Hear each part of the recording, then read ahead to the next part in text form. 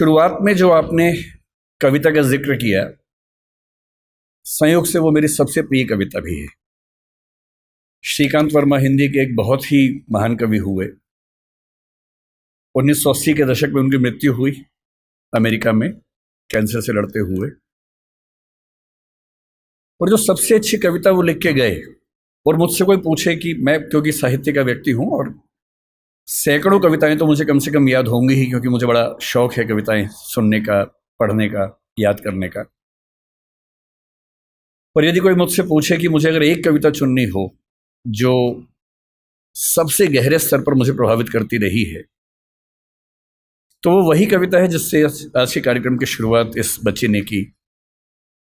चाहता तो बच सकता था, मगर कैसे बच सकता था, जो बचेगा कैसे रचेगा। पहले में झुलसा चिटकने लगा, चाहता तो कराह सकता था, मगर कैसे कराह सकता था, जो कराहेगा कैसे निभाएगा। और ये कविता कई ऐसे संदर्भों को लेकर आगे बढ़ती है और हर संदर्भ में जीवन का एक बड़ा महत्वपूर्ण पहलू हमारे सामने आता है। मुझे खुशी है कि इस कॉलेज ने मुझे जिस विषय पर बात करने के लिए बुलाया है वो विषय भाषा का विषय है। भाषा को लेकर मेरी राय का जिक्र परिचय में हुआ ही है। मैं मानता हूं कि हर भाषा आत्मा की भाषा नहीं होती है, भाषाओं के बहुत सारे काम होते हैं। अंग्रेजी भी मेरे लिए बड़ी प्रिय भाषा है, हिंदी प्रिय भाषा है, सारी भाषाएं प्रिय हैं। मैं उन लोगों में नहीं हूं जो किसी एक से प्रेम करने के लिए बाकी से नफरत करना पसंद करता हो। मैं सबसे प्रेम करना पसंद करता हूं और उसमें हिंदी मेरी मातृभाषा है। तो जो प्यार माँ से होता है वो हिंदी से है। ये कहने में मुझे दुनिया के किसी भी मंच पर ना संकोच है, ना झिझक है, ना कोई भय है। तो हिंदी मेरी माँ है और माँ के मामले में न समझौते होते हैं, न चयन की सुविधाएं होती हैं, न चयन की ज़रूरत होती है। पर हिंदी मेरी माँ है का मतलब ये नहीं है कि तेलुगु मेरे दुश्मन है, या कि उर्दू मेरे दुश्मन है, या अंग्रेजी मेरे दुश्मन है। नहीं, मैं बिल्कुल नहीं चाहता कि आप भी एक ऐसा मिजाज लेकर आगे बढ़ें कि हम एक भाषा को सम्मान की निगाह से देखें और उसी तेवर से बाकी भाषाओं को अपमान की निगाह से देखें। ऐसा मैं बिल्कुल ना चाहता हूं। मैं तो नहीं करता हूं, मैं चाहता हूं कि कोई भी ना करे, आप भी ऐसा ना करें। संस्कृत मेरी परनानी है। संस्कृत की बेटियां अपभ्रंश हुई, प्राकृत हुई। उनकी बहुत सारी बेटियों में एक बेटी का मैं बच्चा हूं, उसका नाम हिंदी है। उसी अपभ्रंश प्राकृत की बहुत सारी बेटियों में मराठी भी है, गुजराती भी है, पंजाबी भी है, बांग्ला भी है, असमिया भी है, ओडिया भी है। और उसी नानी के पड़ोस के परिवार की और जो बच्चियां हैं उनमें तेलुगु, तमिल और मलयालम, कन्नड़, ये सब भाषाएं भी हैं। और इन नानी के समय में इन सब भाषाओं में बहुत अपनत्व था, बहुत सहयोग था। आज हम कितनी भी दूरी महसूस करें, हमारी नानी के ज़माने में इनमें बहुत लेन देन हुआ, आदान प्रदान हुआ। और इसलिए जब आप मलयालम सीखेंगे या तमिल सीखेंगे तो आप बड़ा आश्चर्यचकित हो जाएंगे कि कई बार संस्कृत के शब्द एज इट इज़ आपको उन भाषाओं में मिलते हैं और आपको समझ में आता है कि एक पीढ़ी का अंतर नहीं है। थोड़ा और पीछे जाएंगे तो कई पीढ़ी पीछे हमारी बड़ी गहरी दोस्ती रही है, ताल्लुकात रहे हैं। और इसलिए जब भाषा के प्रश्न पर मुझे कोई बोलने को कहता है, मुझे लगता है कि ये शायद दुनिया का सबसे महत्वपूर्ण सवाल है। अलग बात है कि आजकल हम इसको एक हल्का सवाल मान लेते हैं, पर मैं भी आपको समझाना चाह रहा हूं कि ये दुनिया का सबसे महत्वपूर्ण सवाल क्यों है। हिंदी दिवस के दिन एक परंपरा है कि हम आमतौर पर भावनात्मक मुहावरों से बात करते हैं।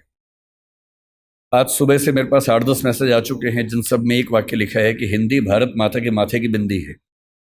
हर साल ये मैसेज आता है, अच्छा मैसेज है, पढ़ के अच्छा लगता है। पर मैं चाहता हूं कि हिंदी समाज हिंदी माथे की बिंदी से आगे बढ़कर कुछ और मुद्दों पर बात करे। केवल उन भावनाओं में डूब के बात करना काफ़ी नहीं है, उससे कुछ आगे निकलना ज़रूरी है। मैं आपको 2 कहानियों से बात शुरू करता हूं ताकि आप समझ सकें कि ये मुद्दा कितना महत्वपूर्ण है। एक किताब जो पिछले 15-20 साल में दुनिया की सबसे मशहूर किताबों में से एक बनी, उसका नाम सेपियंस है, आपने शायद सुना होगा। मैं हिंदी के बच्चों से कहूँगा कि थोड़ा सा पढ़ने का अभ्यास अपना बनाएं। हिंदी के समाज से मुझे गंभीर शिकायत है कि हम लोग पढ़ते कम हैं। हम लोग भावनाओं में ज़्यादा बहते हैं, पढ़ने की आदत हमें कम है। और आज के ज़माने में जब दुनिया की हर अच्छी किताब हिंदी में भी उपलब्ध है तो हिंदी में ही पढ़िए, लेकिन कम से कम पढ़िए, क्योंकि पढ़ने से अच्छा कुछ नहीं है।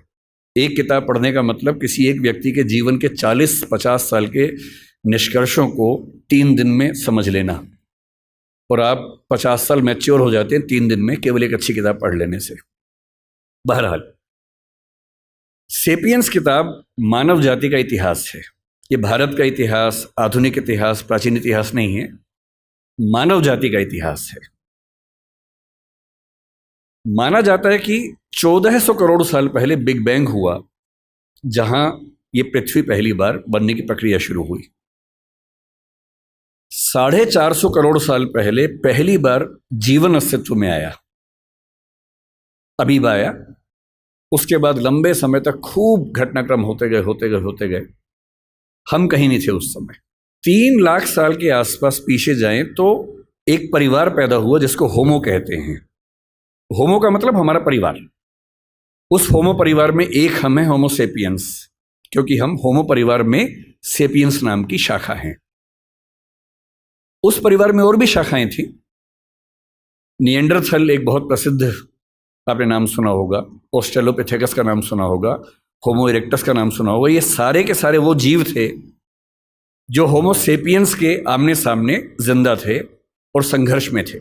चुनौती ये थी कि अंत में इनमें से कौन जीतेगा। ये व्यावहारिक तौर पर संभव नहीं था कि ये सारे साथ साथ चल सके। ये बात सुनने में अच्छी लगती है कि सब साथ साथ चले, पर इवोल्यूशन की हिस्ट्री में बहुत व्यावहारिक नहीं होता है।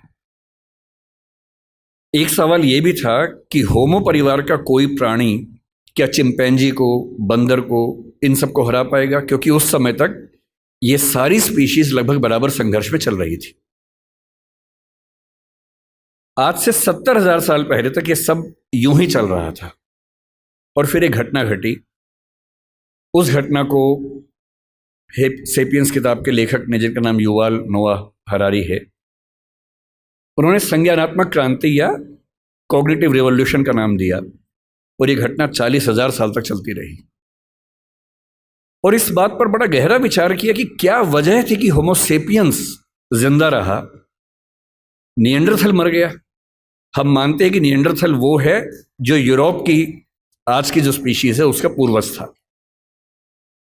ऑस्ट्रेलोपिथेकस मर गया, इरेक्टस मर गया, और जितने परिवार के जंतु थे वो सब मर गए, और होमो सेपियंस इन सबसे कमजोर होने के बावजूद बच गया और इतना सफल भी हो गया।